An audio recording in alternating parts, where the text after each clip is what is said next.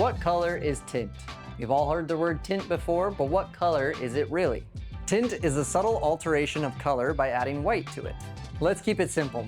All window tint is trying to be a neutral gray, but will have subtle color hues depending on the raw materials used to make it by the manufacturer. When I say hues, I mean colors like reds, blues, or ambers that can be slightly seen.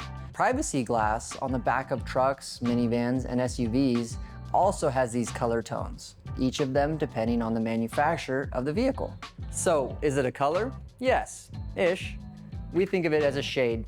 Tint comes in a variety of shades, from the darkest to the lightest, depending on your preference. In the lighter variety of shades, the color hues will show through more. In the darker shades, they won't, because it will be closer to black. What shade of gray are you choosing?